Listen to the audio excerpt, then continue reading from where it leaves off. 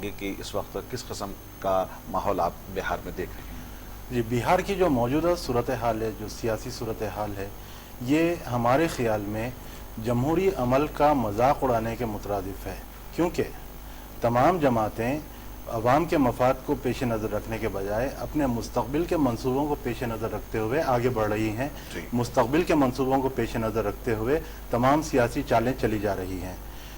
नीतीश कुमार ने मांझी को अपना जानशीन बनाया था, लेकिन अब उन्हें अपनी गलती का एहसास हो गया है और वो हुक्मरानी के मुद्दे पर, बेहतर हुक्मरानी के मुद्दे पर आइंदा इंतखाबात जीतने के लिए दोबारा चीफ मिनिस्टर बनना चाहते हैं।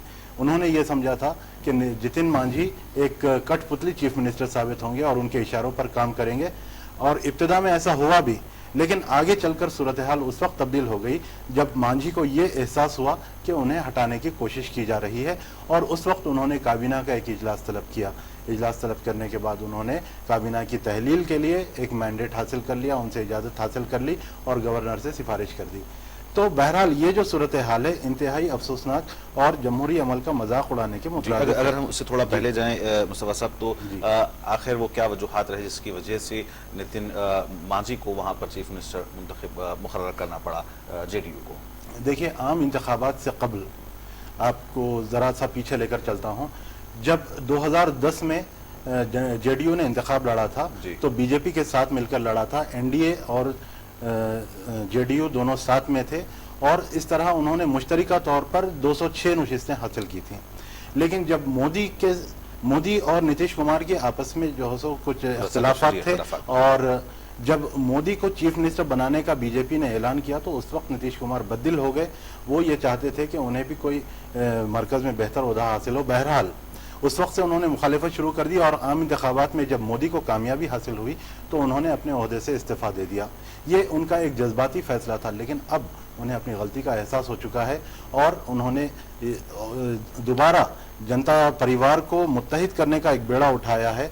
नीतीश कुमार, मुलायम सिंह यादव, लालू यादव, ये तमाम जनता परिवार का हिस्सा हैं, तो ये दोबारा मुत्तहिद होना चाहते हैं। लेकिन अक्सर जो आपने भी बात की जनता दल यूनाइटेड की, या फिर ये जो दोबारा इस जनता परिवार को एक जगह करने की कोशिश कर रहे हैं, लेकिन गुज़िश्ता में अगर हम हिंदुस्तान की सियासत पर नजर डालें तो ऐसा महसूस होता है कि कहीं ना कहीं इन्होंने अपनी मफाद की सियासत करने की इन लोगों ने कोशिश की है। बिल्कुल बिल्कुल वही हो रहा है और अभी भी तकरीबन वही सूरत हाल है जिस पर हम अफसोस जाहिर कर रहे हैं कि ये अवाम के मफाद को पेश नज़र रखकर बहरान पैदा नहीं किया गया। ये जो बहरान है ये सिर्फ अपने सियासी मफादात की तकमील के लिए पैदा किया गया, जबकि ऐसा नहीं होना चाहिए और कायदीन को चाहिए कि वो अवाम के मफाद के लिए काम करें। मैं आपको बता दूं कि नवंबर में, जारिया साल नवंबर में ही बिहार असम्बली के इंतखाबात मुकर्रर हैं। असम्बली इंतखाबात से सिर्फ 5-6 महीने पहले ये जो रस्साकशी हो रही है, तो इसका मकसद ये नहीं कि दोबारा हुक्मरानी की जाए या कोई बेहतर काम किया जाए, बल्कि इसका मकसद यही है कि आइंदा 5 साल के लिए अपनी पोजीशन मुस्तहकम की जाए, हुक्मरानी हासिल की जाए। एक अब दरमियान में आपने जो बात की कि इन लोगों ने जनता परिवार को एक जगह जोड़ने की कोशिश की है। बहुत अरसे बाद ऐसा देखा गया कि लालू प्रसाद यादव, नीतीश कुमार, मुलायम सिंह एक मरतबा फिर मिल रहे हैं, तो क्या कहा यह जा रहा है कि हम फ़िरका परस्ती को शिकस्त देने के लिए भारतीय जनता पार्टी को ने जिस तरीके से फ़िरका परस्ती का एक सारे मुल्क के अंदर जो है इख्तिदार हासिल किया है फ़िरका परस्ती के नाम पर, उनका कहना है हम इसको तोड़ना चाहते हैं और फिर एक दोबारा ये इनमें इत्तेहाद जो देखा जा रहा है, क्या ये इत्तेहाद वाकई आगे चलकर कुछ कामयाब हो सकता है? कांग्रेस को हम देख रहे हैं कि बहुत पिछड़ चुकी है, लेकिन क्या अब ये मुतबादिल इत्तेहाद मुमकिन है कि ये बीजेपी को मात दे पाएगा? देखिए, कांग्रेस जब बरसर इख्तिदार थी, मरकज़ में UPA हुकूमत जब थी, उस वक्त भी ये जमातें फ़िरका परस्ती से दूर रखने की कोशिश, इख्तिदार पर फ़िरका परस्तों का कब्ज़ा ना होने के मकसद से इन्होंने UPA की तायीद की थी, जिसमें समाजवादी पार्टी, RJD और BSP ये तमाम जमातें शामिल हैं जो माजी में भी UPA की तायीद करती रही हैं। अब आम इंतखाबात में जो बीजेपी को भारी अक्सरियत से कामयाबी हासिल हुई है, जो ज़बरदस्त मैंडेट मिला है, उसे देखकर इनके पैरों तले ज़मीन खिसक गई है और इन्होंने ये फैसला किया कि दोबारा जनता परिवार को मुत्तहिद कर दिया जाए ताकि बीजेपी से मुत्तहिदा मुकाबला किया जा सके। खुद नीतीश कुमार ने अपने एक इंटरव्यू में कहा है कि वो इसलिए दोबारा मुत्तहिद हो गए हैं लालू यादव के साथ काफ़ी अरसे तक इख्तलाफात रखने के बाद कि अब उन्हें एक बड़ा ख़तरा दरपेश है, उन्हें बीजेपी से ख़तरा दरपेश है, लिहाजा ये मुत्तहिदा मुकाबला करना चाहते हैं। और मेरे ख्याल में किसी हद तक इनकी ये कोशिश कामयाब भी साबित हो सकती है, बशर्ते कि ये अवाम के मफाद को पेश नज़र रखकर चलें और ऐसी हरकतें ना करें। जी, आगे चलकर ये इत्तेहाद अगर अवाम के मफादात को सामने रखकर चलता है तो कामयाब हो सकता है। एक और सवाल इसमें जोड़ना चाहूँगा कि क्या अगर कांग्रेस भी इस इत्तेहाद का हिस्सा बने तो कांग्रेस के लिए फ़ायदा होगा या नुकसान होगा? देखिए, कांग्रेस के लिए मुस्तकबिल करीब में तो कोई इम्कानात हमें नज़र नहीं आते। इसकी लेकिन बुनियादी वजह अगर बीजेपी के ज़ाफ़रानी रंग को ये रोकना चाहते हैं तो क्या ये ज़रूरी नहीं है कि ये इन पार्टियों के साथ कांग्रेस इत्तेहाद करे? देखिए, जब तक फ़िरक़े की बुनियाद पे या मज़हब की बुनियाद पे पोलराइजेशन के लिए इंतखाबात लड़े गए हैं जी, तो उसमें कोई भी जमात कामयाब नहीं हुई है, जिसकी हालिया मिसाल दिल्ली असेंबली इंतखाबात हैं, जहां बीजेपी को कामयाबी दिलाने की कोशिश की गई पोलराइजेशन करते हुए। मज़हब के नाम पर एक पोलराइजेशन किया गया और बीजेपी को कामयाब करने की कोशिश की गई, लेकिन नतीजा आपके सामने है कि बीजेपी वहां बुरी तरह नाकाम हुई है। तो कांग्रेस आप देख सकते हैं कि गुज़िश्ता चंद अरसे में अक़लियतों से काफ़ी दूर हो चुकी है और यही वजह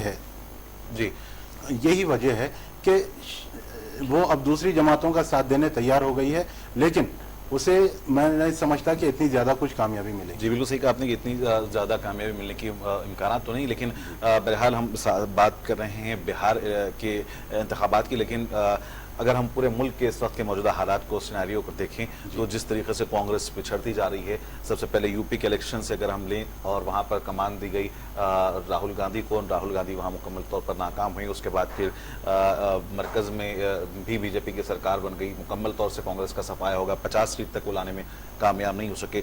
और उसके बाद फिर महाराष्ट्र में उन्हें शिकस्त हुई, हरियाणा में कांग्रेस को शिकस्त हुई। उसके बाद अब दिल्ली में आपने देखा कि किस तरीके से बिल्कुल वाइप आउट हो गया है कांग्रेस का। किस तरीके की कांग्रेस को रणनीति बनानी होगी, ये आप देख रहे हैं कि ये छोटी पार्टियां जो इलाकाई सतह पर, अगर हम बात कर लें इलाकाई पार्टियों की, किसी हद तक जनता दल पूरे मुल्क में ही, लेकिन खासतौर पर उनका असर नॉर्थ में ज़्यादा देखा जाता है। अगर इसी तरीके से जो हमारी साउथ की जमातें हैं, तेलुगु देशम ले लीजिए, और अगर आप इसी तरीके से मुकामी तेलंगाना की हम बात करें TRS पार्टी, बहरहाल इन लोगों ने तो अपनी हुकूमतें बचाने में और फिर अपनी पार्टी को वसी करने में कामयाब हुए, लेकिन कांग्रेस पार्टी गुज़िश्ता 2-3 साल से पिछड़ते पिछड़ते अब सिफर तक जा रही है। और क्या वहाँ पर समझिए कि किस तरह के कायदीन की कमी आप वहाँ महसूस करते हैं, या फिर क़यादत की तब्दीली वहाँ पर ज़रूरी है? देखिए, आपका ये बड़ा अच्छा सवाल किया आपने कि क़यादत की तब्दीली क्या ज़रूरी है। तो यकीनन और आम इंतखाबात से पहले कुछ आवाज़ें भी उठती रही हैं कि प्रियंका गांधी को दोबारा पार्टी में लाया जाए, कोई उन्हें अहम ओहदा दिया जाए। लिहाजा ये तो ज़रूरी है कि क़यादत तब्दील की जाए, लेकिन मैं समझता हूँ कि कांग्रेस को अपनी पॉलिसियों में भी तब्दीली लानी चाहिए। गुज़िश्ता मियाद में जो करप्शन सबसे ज़्यादा देखा गया कांग्रेस की मियाद में, उसकी वजह से अवाम बेहद बेजार हो चुके थे, महंगाई की वजह से बेहद बेजार हो चुके थे। इसीलिए मैं ये समझता हूँ कि कांग्रेस ने जब अक़लियतों की हमदर्दी की बात की थी तो उसे अक़लियतों से किए गए वादे पूरे करने चाहिए थे। सच्चर कमेटी की जो सिफारिशात हैं उन पर कभी अमलावरी नहीं की गई, इसीलिए रफ्ता रफ्ता अक़लियतें भी कांग्रेस से दूर हो गई। दूसरी तरफ महंगाई और करप्शन की वजह से मुल्क के दीगर अवाम भी कांग्रेस से दूर हो गए। तो एक तो पॉलिसियों में तब्दीली ज़रूरी है, दूसरी क़यादत में तब्दीली ज़रूरी है। सोनिया गांधी का जहाँ तक सवाल है, उनकी सेहत उतनी बेहतर नहीं रहती, वो सरगर्म सियासत में अब ज़्यादा हिस्सा नहीं ले सकती।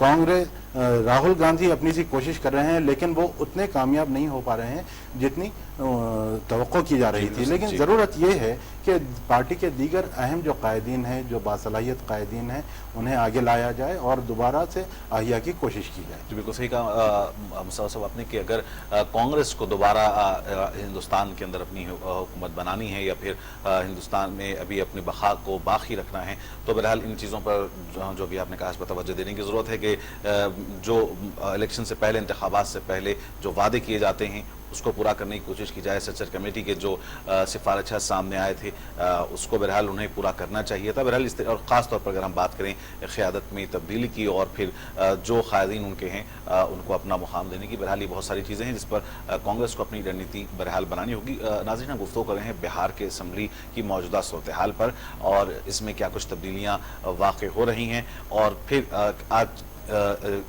जैसे ही असम्बली का आगाज़ होगा क्या जितिन राम मांझी वहाँ पर एतमाद का वोट हासिल कर पा सकते हैं, इस पर हम अपनी गुफ्तगू का सिलसिला जारी रखेंगे। लेकिन वक्त तो चला एक मुख्तसर वक्फे का, जाइएगा नहीं, लौटते हैं कुछ ही देर बाद।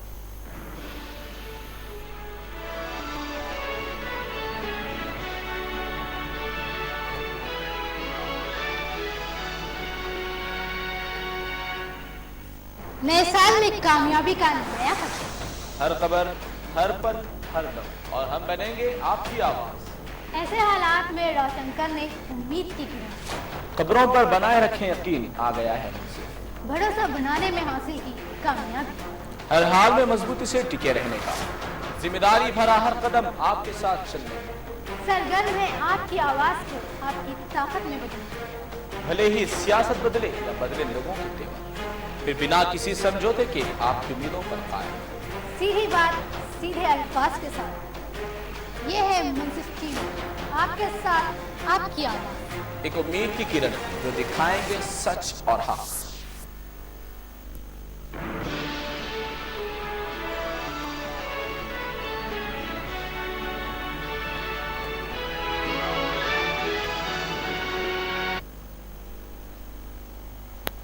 नाज़रीन, प्रोग्राम नुक्ता नज़र में दोबारा आपका खैर मकदम है। मैं हूं आपका मेज़बान मोहम्मद इस्लामुद्दीन और इस वक्त स्टूडियो में हमारे साथ मौजूद हैं जनाब मुस्तफ़ा मोहसिन साहब, सीनियर जर्नलिस्ट मुंसिफ टीवी, और हम गुफ्तगू कर रहे हैं बिहार की असम्बली की मौजूदा सूरत हाल पर। और हम आपको बताते चलें कि अभी कुछ ही देर बाद जितिन राम मांझी और नीतीश कुमार के दरमियान जो ज़ोरदार टक्कर चल रही है उसका नतीजा कुछ ही देर में अब सामने आने की उम्मीद है। जैसे ही असम्बली सेशन का आगाज़ होगा वहाँ पर इंतखाबात होंगे और फिर इसके बाद ये वाज़ेह हो जाएगा कि कौन बकिया जो कुछ महीने बचे हैं उसमें कौन वहाँ पर सरकार चला सकता है। इस वक्त अभय कुमार साहब नई दिल्ली से हमारे साथ हैं, सीनियर पॉलिटिकल एनालिस्ट। उनसे हम गुफ्तगू करते हैं कि क्या कुछ सूरत हाल बिहार असम्बली की इस वक्त मौजूद है। अभय कुमार साहब, प्रोग्राम नुक्ता नज़र में आपका इस्तकबाल है, खैर मकदम है। जिस तरीके से आज जंग जितिन राम मांझी और नीतीश कुमार के दरमियान देखी जा रही है, पहली मरतबा बल्कि पहली मरतबा समझता हूँ बिहार की असम्बली के लिए होगा। मुल्क में तो बहुत मरतबा रियासतों में ऐसा हुआ है। अपनी ही पार्टी के दो लोग इख्तिदार की रस्साकशी के लिए इस वक्त लड़ते हुए नजर आ रहे हैं, कौन बाजी मार सकता है? जी देखिए, जहाँ तक बात रही कि बाजी कौन मारेगा, तो संभावना तो इस बात की है कि नीतीश कुमार साहब बाजी मार ले जाएंगे, जितिन राम मांझी की हार होगी। जी, मैं बताऊं कि जहां तक अभी अब पुष्ट है, मेरी अभी एक विधायक से मेरी बात हो रही थी थोड़ी देर पहले, बिहार के एक विधायक से, तो उन्होंने यहाँ तक मुझे कहा है कि जितिन राम मांझी गवर्नर हाउस जा चुके हैं रेजिग्नेशन टेंडर करने, रेजिग्नेशन देने, लेकिन उन्होंने व्यक्तिगत तौर पर कहा है, मैं इस बात को एक व्यक्तिगत तौर पर मतलब मैं ऑफिशियली नहीं बोल रहा हूँ जी। लेकिन जहां तक बात रही कि एक सबसे बड़ी बात यह है कि भाजपा ने एक्सटेंड तो किया है सपोर्ट की, जितना मांझी को मैं सपोर्ट एक्सटेंड करूं, काफी सदस्य हैं उनके बिहार विधानसभा में, लेकिन भाजपा ने एक्सटेंड किया है, लेकिन उसकी दिल्ली ख्वाहिश है कि यह सरकार न चले और उसका यह सरकार न चले, जितना मांझी उसके समर्थन के बावजूद जितना मांझी चुनाव मतलब मुख्यमंत्री कंटिन्यू न करे, विश्वास मत हार जाए, तो भाजपा की यह दिल्ली ख्वाहिश है। और अगर एक और बात मैं ऐड करूं कि अभी जो बिहार के जो राजनीतिक हालात है उसमें भाजपा के लिए सबसे अच्छी बात यह होगी कि नीतीश कुमार फिर से मुख्यमंत्री बन जाए जी। आने वाला समय में जी वैसे आप सारे मुल्क में इलेक्शंस को देखते हैं, मेरा सवाल यह है कि अवाम जो मैंडेट देती है वो पार्टी को देती है या कैंडिडेट को देती है, और क्या जमहूरियत में जमहूरियत का ऐसे मजाक नहीं कहा जाएगा कि जिस पार्टी को उन्होंने वोट दिया वो पार्टी ही बाद में दो हिस्सों में तहलील हो जाए और उसके बाद में जो है फिर वो एक दूसरे के साथ में नंबर के फिगर के लिए आपस में लड़ते रहें? कहीं ना कहीं इसमें डेमोक्रेसी का मजाक नहीं उड़ाया जा रहा है? जी देखिए, जहाँ तक बात रही कि आपने कहा पहला सवाल था कि पार्टी को देते हैं या कैंडिडेट को देते हैं। देखिए, अभी जो लोकसभा चुनाव का जो रिजल्ट आया या दिल्ली असेंबली पोल का रिजल्ट आया, तो उसमें तो हम देखते हैं कि वह एक पार्टी को ज्यादा देते हैं और एक पार्टी का जो लीडर होता है जैसे अरविंद केजरीवाल हो या नरेंद्र मोदी हो, उनको उन्होंने पहला प्राथमिकता दिया वोटिंग में। लेकिन यहाँ पे बात है कि ऑफकोर्स डेमोक्रेसी का मजाक तो हो रहा है, इसमें कोई शक नहीं है कि जनता ने एक अच्छा मैंडेट किया था 2010 में जब बिहार में असेंबली पोल हुए थे, तो उस समय एनडीए को, तत्कालीन एनडीए को 206 सीटें आई थी, 143 में 206 सीटें आई थी, 85% टोटल स्ट्रेंथ का। ऐसा बहुत कम बड़े राज्यों में ऐसा बहुत कम देखने को मिला है। जैसे आपके राज्य में 1995 के आसपास एनटी रामाराव के नेतृत्व में 294 में 222 सीटें जनता ने एनटी रामाराव एनटी टीडीपी को दिया था। वैसा ही मिला जुला एक यहाँ भी आया था जी। लेकिन इसमें कोई शक नहीं है कि समय परिस्थितियां बिगड़ी गई। नीतीश कुमार के मन में भी इतने बड़ा मैंडेट की बात आया कि जो नहीं मैं खुद पीएम का दावेदार बनूं। उसके बाद उन्होंने नरेंद्र मोदी को टारगेट करना शुरू किया। तो आप यही देखिए कि मैंडेट का, अगर आप डेमोक्रेसी की मजाक की बात करें तो 2010 के असेंबली पोल में नीतीश कुमार जहां पर बीजेपी के साथ चुनाव लड़े थे, 2005 में 2 असेंबली पोल लड़े थे, लगभग 8 या 9 उन्होंने चुनाव बीजेपी के साथ लड़ा और उसके बाद उसी बीजेपी में इनको खोट नजर आने लगी। तो कहीं ना कहीं डेमोक्रेसी की बात करें तो डेमोक्रेसी का कई एक एंगल से और कई एक स्तर पर मजाक उड़ाया गया है। कहीं एक जगह एक व्यक्ति को और एक हम इंस्टांस को मान ले तो फिर वो थोड़ा सा हम जाति कर रहे हैं जी। ऐसा महसूस होता है कि इन तमाम हालात में कहीं ना कहीं बीजेपी इस तमाम चीजों का फायदा उठाना चाहती है, तो क्या इसे हम बीजेपी की मौका पर सियासत नहीं कहेंगे? जी देखिए, जहाँ तक बात रही कि कोई भी दल, जहाँ कहीं भी कोई दल बीजेपी हो या कोई और भी दल हो, तो देखिए कहीं भी होता है कि ओपोनेंट जो भी पार्टी होता है उसको बेनिफिट उठाने का पूरा प्रयास करता है और करेगा भी। जैसे भूतकाल में भी किया, अभी भी किया जा रहा है और भविष्य काल में भी किया जाएगा। राजनीति तो इसी का नाम है कि कैसे हम अगले को प्राप्त करके हम आगे बढ़ जाए। लेकिन इसमें अगर बीजेपी जो कर रही है वो कोई भी दल बीजेपी की जगह पर कोई दूसरा भी दल रहता तो वही करता। 2010 का असेंबली पोल की बात करें या अभी जो 2014 का लोकसभा पोल हुआ है, उसमें अगर बिहार के हालात की बात करें तो लालू जी और नीतीश कुमार एक दूसरे के खिलाफ थे जी। लालू और ये एक दूसरे के खिलाफ थे, कांग्रेस और लालू जी। आपके कहने का मतलब ये है कि सियासत में कोई मुस्तकिल दोस्त या मुस्तकिल दुश्मन नहीं होता है? जी जी, अपने अपने फायदे के लिए लोग होते हैं। जैसे देखिए लोकसभा चुनाव के वक्त नीतीश और लालू एक दूसरे के कट्टर विरोधी थे, आज की डेट में दोनों एक दूसरे के सहयोगी है।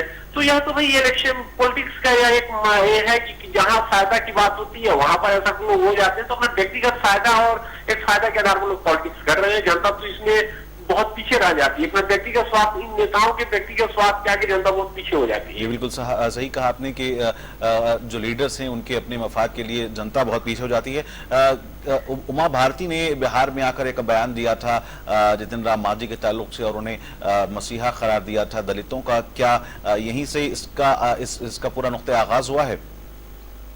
जी देखिए, जहाँ तक बात रही कि इसमें कोई शक नहीं कि नीतीश कुमार जी अभी के समय में एक बहुत ही अपने सेल्फ डिसीजन के कारण जी अपना जो व्यक्तिगत जो डिसीजन लेते चले गए, जनता के बीच उनकी दूरी बनती चली गई।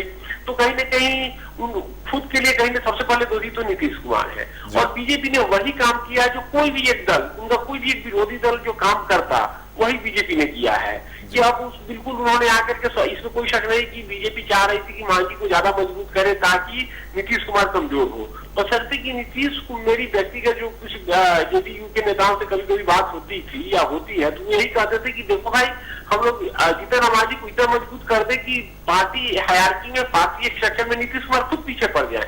क्योंकि नीतीश कुमार का व्यक्तिगत व्यवहार या नीतीश कुमार का राजनीति कभी आप उसमें विशेष अगर डिस्कशन करें तो मैं फिर बात करूंगा। तो उसने जैसे उन्होंने राज्यसभा के सदस्यों की देनी थी तो उन्होंने पार्टी के बाहर के लोगों को दिया।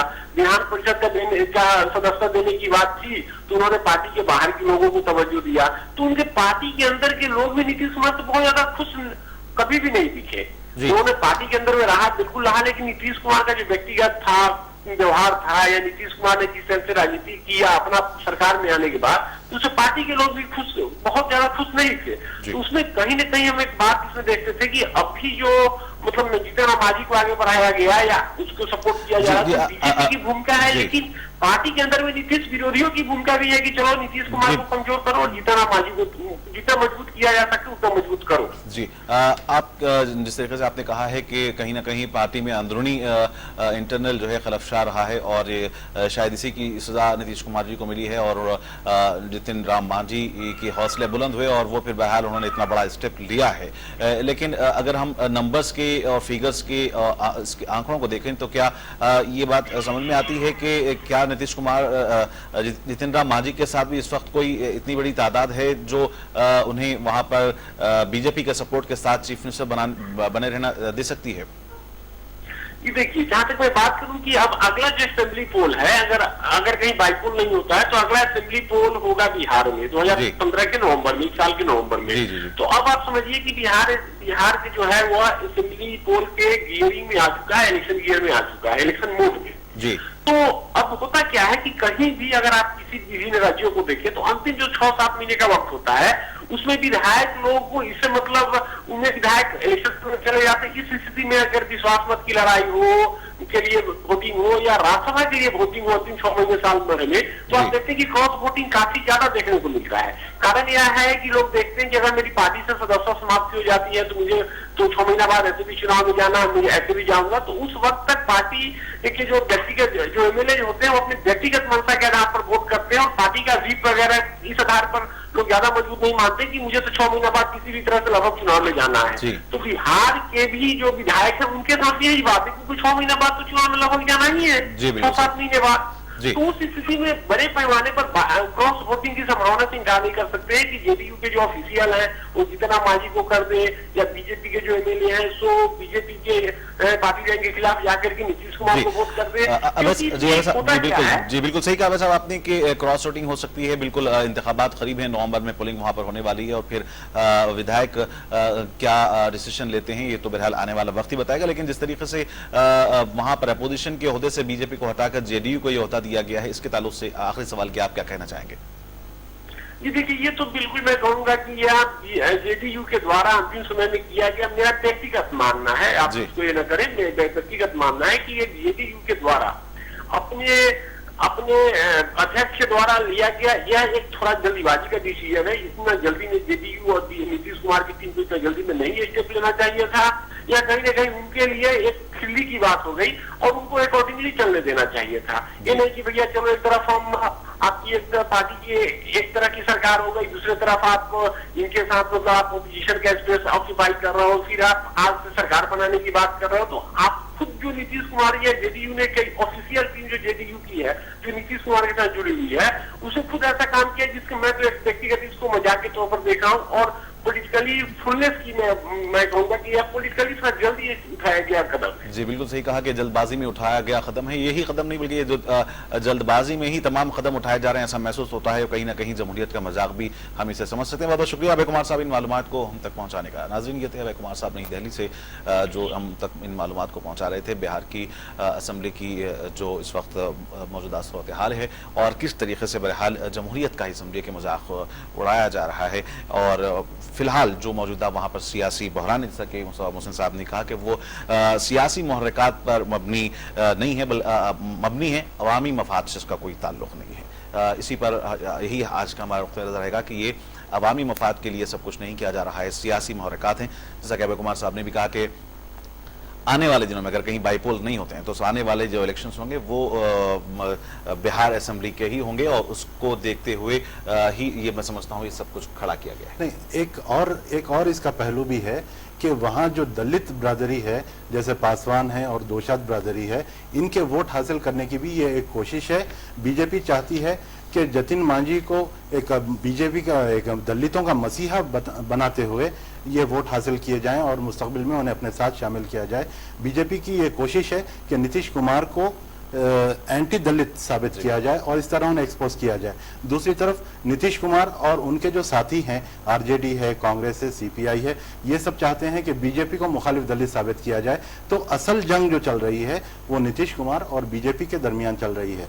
दूसरी बात यह कि नीतीश कुमार ने जिस अंदाज में जितिन मांझी से इख्तिदार वापस लेने की कोशिश की है और जिस अंदाज से वो आगे बढ़ रहे हैं, इससे मुस्तकबिल में उन्हें नुकसान ही होगा, फायदा होने का तो कोई इम्कान नहीं। लिहाजा हमारा आखिरी में यही कहना है कि अवाम के मफाद को पेश नज़र रखते हुए तमाम काम किया जाए। जी बिल्कुल सही कहा आपने कि अवाम के मफाद को सामने रखते हुए पार्टियों को, हुकूमत बनाने वालों को, अवामी नुमाइंदों को काम करना चाहिए जो जिसके लिए वो चुनकर ऐवानों के लिए मुंतखब हुआ करते हैं। नाज़रीन, प्रोग्राम नुक्ते नज़र में आज बस इतना ही। बहरहाल आने वाला वक्त, बल्कि कुछ ही देर में आपको मालूम हो जाएगा कि बिहार के असम्बली में जो इस वक्त सूरत हाल है उसका क्या नतीजा निकल सकता है। एक मरतबा फिर हम मुफ्तार मोहसिन साहब के भी मशकूर हैं कि वो हमारे स्टूडियोज़ में आज मौजूद रहे। प्रोग्राम नुक्ते नज़र को आज ही खत्म करने आपके मेज़बान मोहम्मद सामुद्दीन को दें इजाज़त। देखते रहें मुंसिफ टीवी। खुदा हाफिज़।